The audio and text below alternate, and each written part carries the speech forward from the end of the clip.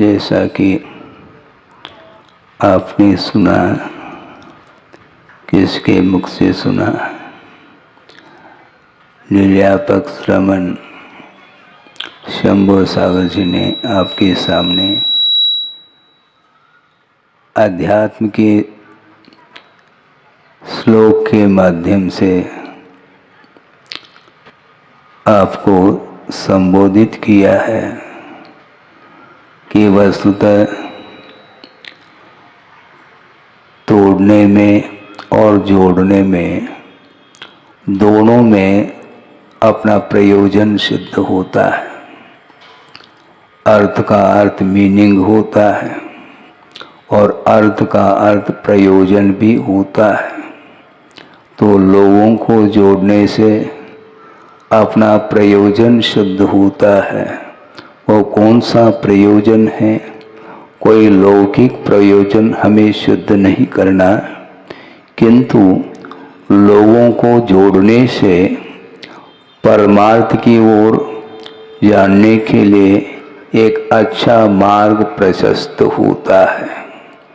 संसारी प्राणी ने संसार में रह करके अर्थ को जोड़ा है, धन को जोड़ा है और धन के अर्थ के माध्यम से ही कलह आदि भी उत्पन्न होते हैं। हमें कलह नहीं करना है, किंतु कलह को शांत करने के लिए परस्पर में मैत्री भाव का व्यवहार हमें आज से प्रारंभ करना है। महाराज, हमारे पास मैत्री भाव नहीं है क्या? हम नहीं हैं ऐसा नहीं कहना चाहते हैं, किंतु वह मैत्री भाव यदि है तो वह निरंतर उसमें वृद्धि हो, यह हमारा भाव है। वस्तुतः देखा जाए, धर्म का स्वरूप बताना अलग वस्तु और उसको आत्मसात करना अलग वस्तु हो जाता है। भगवान के सामने आप पहुँचे हैं, आप पूजन अर्चन कर रहे हैं, प्रभु की वंदना कर रहे हैं, स्तुति कर रहे हैं। वहाँ का जो परिसर है आपको बहुत उज्ज्वलता की ओर वह ले जा रहा है परिसर, किंतु जो ही उस परिसर से हम बाहर जाते हैं तो उस भगवान के चरणों में जो पवित्र भाव बने थे वो बहुत जल्दी समाप्त हो जाता है। क्यों हो जाता है? इसी को बोलते हैं क्षेत्र का अलग अलग प्रभाव पड़ा करता है।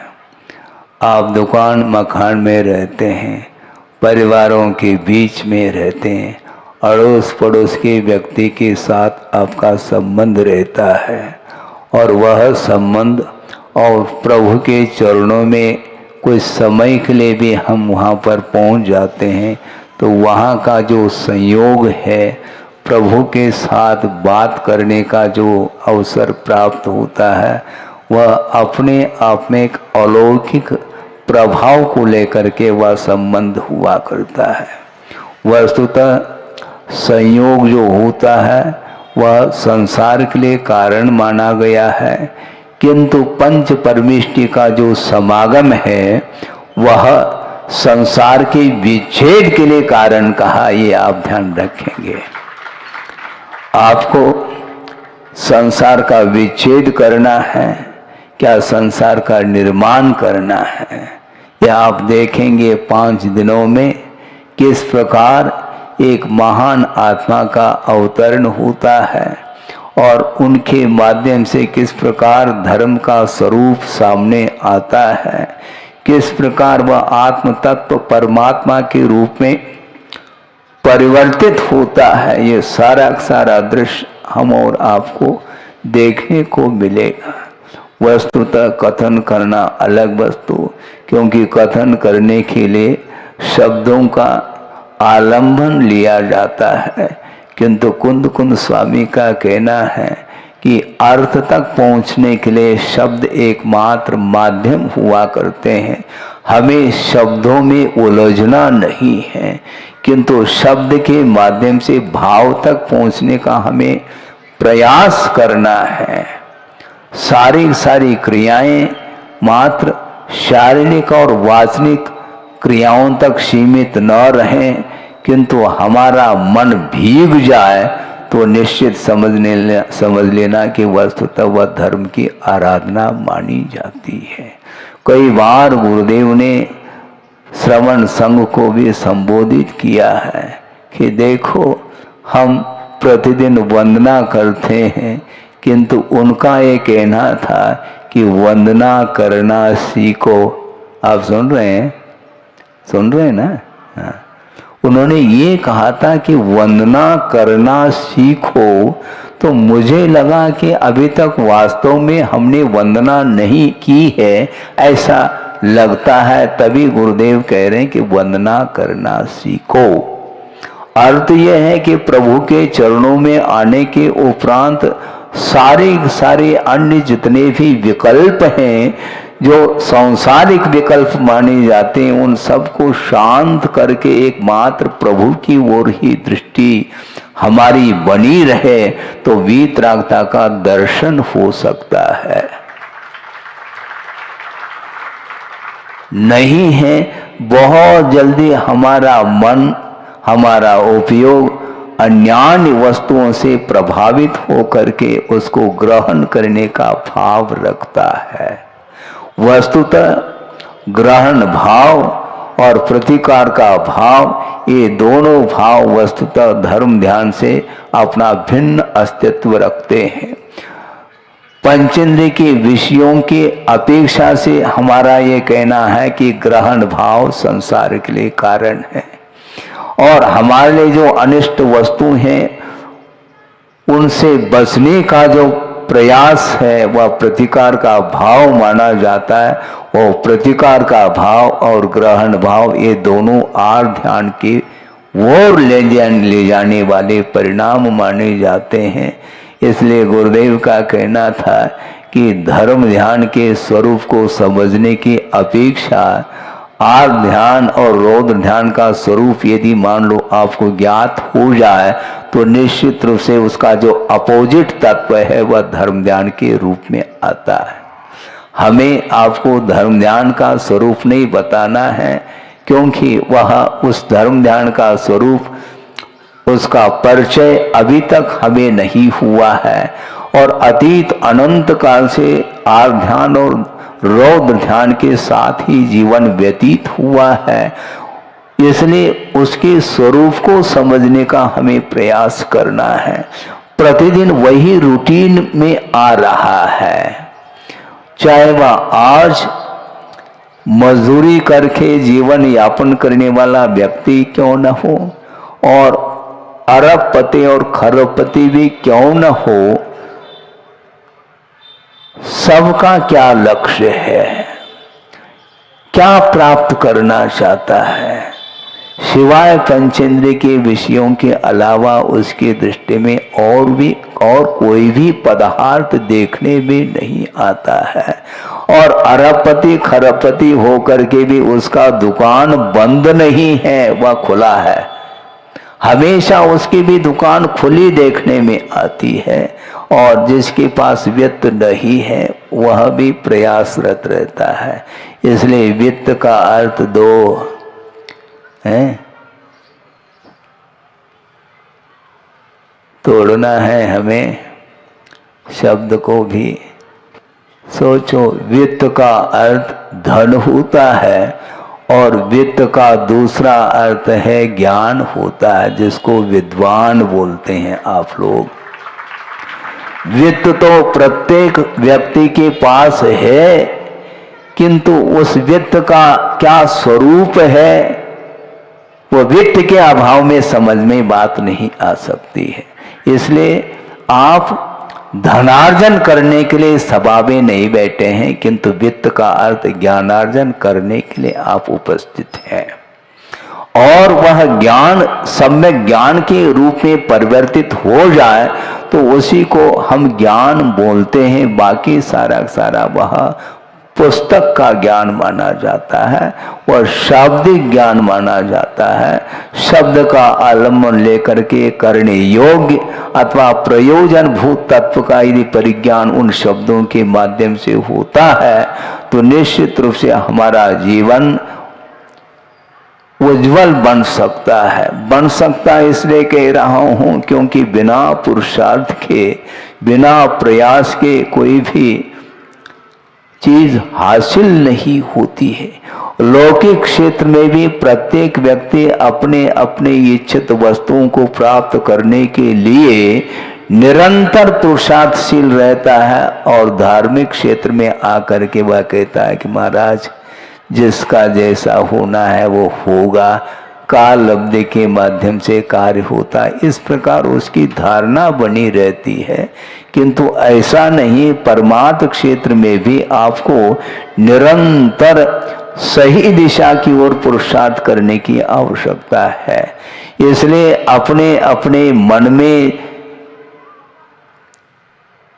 जिन जिन व्यक्तियों की प्रति, जिन जिन वस्तुओं को लेकर के जो विकल्प अधिक होते हैं उनको इसी दरी पर छोड़ करके आप घर चले जाएं तो ज़्यादा अच्छा है।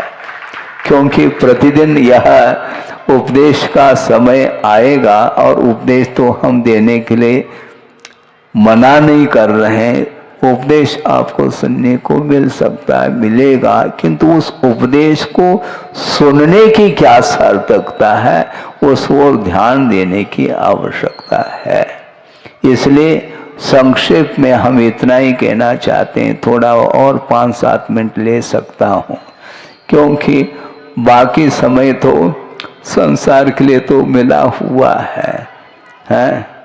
5-7 मिनट में ही आप ऊब जाते हैं। महाराज कल जो बात करी थी लगभग वही बात आज भी की जा रही है। भाव तो वही रहते, शब्दों का थोड़ा बहुत फेर फार करके वही परोसना होता है। जो आज तक जिसका स्वाद नहीं लिया है उसको परोसने की बात आती है। विषय किसको अच्छा नहीं लगता।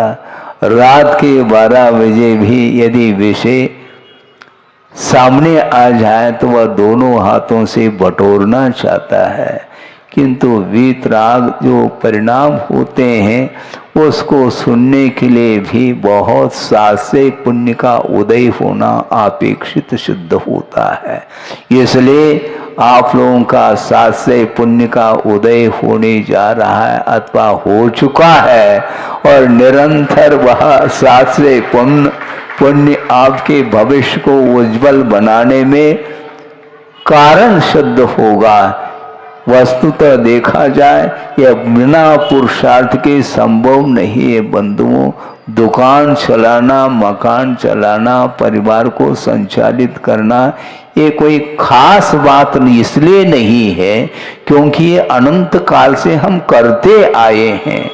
कुंद कुंद स्वामी ने इस प्रसंग में लिखा है समय सार ग्रंथ में कि सुध परिचिदान भूदा सवस्वी काम भोग बंद कहा, ये तत्सुबलंभो नवरिण सुलभो विहत्त सह। क्या कहना चाह रहे हैं ये प्राकृत में गाता है, और इसका अर्थ बहुत गंभीर है बंधुओं, ध्यान रखो। काम भोग और बंद की जो कथाएं हैं वे प्रत्येक संसारी प्राणी के लिए श्रुत अर्थात सुनी हुई ये कथाएं हैं, अनुभव में आई हुई कथाएं हैं, अनुभूत है ये सारी कथाएं। और एक के लिए नहीं, सभी संसारी प्राणी के लिए सारे काम भोग और बंद की कथाएं परिचित हैं, श्रुत हैं, अनुभूत हैं। अर्थ यह है बड़े बड़े महानगरियों में, शहरों में कॉलेज, स्कूल, यूनिवर्सिटी आदि खुले हुए हैं। वहाँ पर जाकर के आपके कौन, आपका परिवार का लड़का पढ़ रहा है और आप अपने आप को बहुत गौरव का अनुभव करते हैं, करते क्या नहीं है महाराज? पनागर में कॉलेज तो हैं लेकिन वह व्यवस्था नहीं है, इसलिए जबलपुर अच्छा लगता है। और जो जबलपुर में है उसको जबलपुर का कॉलेज अच्छा नहीं लगता, वो कहाँ जाता है? कोई बॉम्बे जाता है, कोई दिल्ली जाता है, और वहाँ पर भी अच्छा नहीं लग रहा तो बेंगलोर चला जाता है, कोटा चला जाता है, वहाँ पर भी नहीं लगता है तो आउट ऑफ कंट्री चला जाता है। हाँ, हमारा बेटा तो अमेरिका में पढ़ रहा है महाराज, हमें आशीर्वाद दे दो और बेटे को भी दे दो। मैं क्या आशीर्वाद दूं बताओ? वहाँ पर जो यूनिवर्सिटी कॉलेज इत्यादि हैं, वहाँ पर जाकर के आप ज्ञान हासिल कर रहे हैं, वह ज्ञान क्या परमार्थ के क्षेत्र में काम में आने वाला है क्या? नहीं है महाराज। आप हमेशा परमार्थ की बात करते हैं और हम अर्थ की बात करते हैं, क्योंकि हमारे लिए अर्थ ही प्रयोजन है और आपके लिए परमार्थ प्रयोजन है। अब उनको हम क्या कहें? वहां पर कोई भी धार्मिक वातावरण नहीं है, धार्मिक संस्कार उसके अंदर नहीं आ सकते हैं। पढ़ाने वाले और पढ़ने वाले एक ही लाइन पर चल रहे हैं, कोई भी मर्यादा नहीं है, कोई भी नीति न्याय नहीं है, नैतिक पतन निरंतर हो रहा है, सारी मर्यादाएं लांघता चला जा रहा है पूरा संसार। इसके उपरांत भी वहां पर जाकर के पढ़ने का भाव होता है। आप सोचो, विचार करो, इसका नाम सम्यक ज्ञान नहीं है। जो संसार के लिए कारणभूत ज्ञान होता है वह सम्यक ज्ञान की कोटि में नहीं आ सकता। इसलिए सम्यक ज्ञान को यदि प्राप्त करना है तो जबलपुर पहुंचो। कहाँ पर? तिलवारा घाट है। ताली क्यों बज रही? तिलवारा घाट तो पहले भी था, किंतु अभी जो तिलवारा घाट जो देखने में आ रहा है वह अद्भुत वहां की छटा है बंधुओं। प्रारंभ हुआ था प्रतिमा स्थली खोलने के लिए भूमि का, उस समय हमने वहां पर देखा था, वहां पर जंगल के अलावा और कुछ भी दिखाई नहीं देता था। और गुरुदेव ने जो कमेटी, जो प्रमुख व्यक्ति थे, उनके सामने ये बात रखी कि देखो, आप अपने अपने स्वार्थ की बात करते हो, अपने अपने परिवार की बात करते हो, ये बहुत बड़ा परिवार बनने जा रहा है, ध्यान रखो। अभी तो तुम्हारी दृष्टि में वह परिवार देखने में नहीं आएगा, जब बन के तैयार होगा तो उस समय दूर दूर की जनता देखने को आएगी और वह दृश्य देखने को मिल रहा है। वहां पर नगर बसा हुआ है, ध्यान रखो, किंतु वह नगर कौन सा नगर है? वह धर्म नगरी है, ध्यान रखो।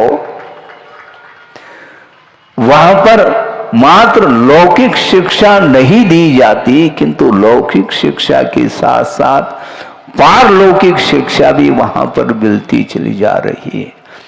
हजारों की संख्या में छात्राएं पढ़ती हैं और बहनें भी 400-500 की संख्या पहुंच गई है। वो सारी बाल ब्रह्मचारिणी हैं और निःशुल्क सेवा उनके लिए दी जा रही है। ये किसका प्रभाव है? गुरुदेव ने जो दिया है वह अन्यत्र आप कहीं भी चले जाओ, चाहे इंग्लैंड जाओ, चाहे अमेरिका जाओ, कहीं भी अन्यत्र चले जाओ, वह देखने को नहीं मिलने वाला है। धर्म की आराधना करने के लिए वातावरण की बड़ी आवश्यकता है और वह भारत में जगह जगह वह धार्मिक वातावरण देखने को मिल सकता है, क्योंकि संस्कार, भारतीय जो संस्कृति है वह अन्यत्र देखने को नहीं मिल सकती। इसलिए इस प्रकार का वो बैठे बैठे बैठे क्या सोचते होंगे किसी को भी ज्ञात नहीं होता। और जब प्रारंभ करते हैं और सामने दिखाई देता है वो सारा सारा कार्य, उस समय लगता है कि वस्तुतः गुरुदेव ने जो सोचा है वह न भूतो न भविष्यति वाली बात सिद्ध होती है। इसलिए जोड़ना सीखो, तोड़ना नहीं। महाराज ने बहुत अच्छा, हमने इसलिए कहा था, वो मना कर रहे थे प्रवचन के लिए, हमने कहा कि आपको प्रवचन नहीं करना, कोई बाधा नहीं, 10 मिनट आपको देना है समाज के लिए। और 10 मिनट में ही उन्होंने जो सारभूत बात रखी है उसी को मैं थोड़ा सा आगे बढ़ा करके आपके सामने विषय रखा है। हमने ज़्यादा कुछ नहीं कहा, ध्यान रखो, क्योंकि वृक्ष जो होता है वह जड़ के बिना नहीं रह सकता। मूल बात उन्होंने कही और आगम के अनुरूप ही उन्होंने विषय रखा है, उसी विषय को आगम के आधार से आपके सामने विषय रखा है। क्योंकि समय तो ज़्यादा हो जाएगा, और समय ज़्यादा कब मिलेगा, जब मिलेगा तब मिलेगा। अभी तो संक्षेप में हम इतना ही कहना चाहते हैं, अपने आप के परिणामों को उज्जवल बनाना चाहो तो परस्पर में जो आत्मीयता है, परस्पर में जो वात्सल्यपूर्ण जो व्यवहार है उसको ध्यान में रखते हुए चले। क्योंकि बिना आत्मीयता और बिना वात्सल्य परस्पर में स्नेह होना चाहिए। स्नेह का अर्थ प्रमाद कहा है, उसकी चर्चा मैं नहीं करना चाहता, किंतु व्यावहारिक क्षेत्र में स्नेह की बड़ी आवश्यकता है और स्नेह के माध्यम से ही हम जोड़ सकते हैं। स्नेह का अर्थ स्निग्धता, चिकनाट जिसको बोलते हैं। जहां पर रुक्षता है वहां पर जोड़ नहीं सकता। जोड़ने के लिए एक पृष्ठ है, मान लो 2 पृष्ठ हैं, उसको जोड़ना है तो कैसे जोड़ते हैं आप? गोंद से जोड़ते हैं ना, फेविकॉल बोलते हैं, ठीक है। अब देखो, स्निग्धता जल में भी है, जल के माध्यम से भी उस पृष्ठ को जोड़ा जा सकता है, किंतु वह सूख जाए तो वह पुनः दोनों पृष्ठ पृथक हो जाएंगे। इस प्रकार नहीं जोड़ना, फेविकॉल है वही ठीक है। गोंद के माध्यम से एक दूसरे को जोड़ने का पुरुषार्थ करिएगा, और निश्चित रूप से यह पनागर एक है, ये ध्यान रखो। हमने यहां तक जबलपुर में कहा था कि वह एक कॉलोनी है जबलपुर की, वह जबलपुर से पृथक नहीं है, और पनागढ़ से जबलपुर पृथक नहीं, क्योंकि अप्रथक महसूस होना चाहिए। क्योंकि जो भी जैन बंधु हैं वह बंधु हैं, ये ध्यान रखो। और आचार्यों ने ये कहा कि वस्तुतः बंधु कौन है? धर्म ही बंधु कहा है। और प्रत्येक व्यक्ति के जीवन में यदि मान लो धर्म के लिए स्थान है, धर्मात्मा बनते चल जाए सारे सारे लोग, तो अपने आप में आपस में बंधुता का व्यवहार होता चला जाएगा। कहने की कोई आवश्यकता नहीं पड़ती है। यद्यपि कर्म की उदय में जो कुछ भी हो सकता है, घटित हो सकता है, वह अलग विषय है। कुछ क्षण के लिए इस प्रकार के परिणाम परस्पर में कालुष परिणाम उत्पन्न हो सकते हैं, उसमें भी अज्ञान दशा का ये वह परिणाम माना जाएगा। अतीत में अज्ञान दशा में जो भी कर्म का अर्जन किया है वह भिन्न भिन्न निमित्त को लेकर के उदय में आता है। इसलिए किसी एक व्यक्ति का वहां पर कोई दोष है ऐसा नहीं है। सबके कुछ न कुछ निमित्त को लेकर के वह कर्म बनता चला जा रहा है। इसलिए कर्म का जो बंध हो रहा है उसको तोड़ने का प्रयास करो, तो कर्म बंध जो होता है उसका विच्छेद जो होगा वह वस्तुतः मैत्री भाव के माध्यम से ही हो सकता है। परस्पर में प्रमोद भाव जागृत होना चाहिए। एक दूसरे को देखते ही मन प्रफुल्लित होना चाहिए। जैसा कमल का, हम जा रहे थे जंगल और तालाब में, सरोवर में कमल खिले हुए मिल रहे हैं। पूरा का पूरा कमल खिलना चाहिए, ये ध्यान रखो। कली भी है तो वह आज नहीं कल खिलने वाला है, ध्यान रखो। वह कली हमेशा कली के रूप में नहीं रहती। समय पर वह सूर्य प्रकाश अथवा जो रात में जो कुमुदनी बोलते हैं, क्या बोलते हैं, रात में खिलने वाले कमल भी होते हैं। तो इस प्रकार निमित्त के माध्यम से वातावरण निर्मित होता है। इसलिए धार्मिक वातावरण को निर्मित करने के लिए आप लोगों को कटिबद्ध होना चाहिए और जो अपनी क्षमता के अनुरूप जो भी आगे बढ़ना चाहता है उसको भी आप लोगों को हृदय के साथ उसके साथ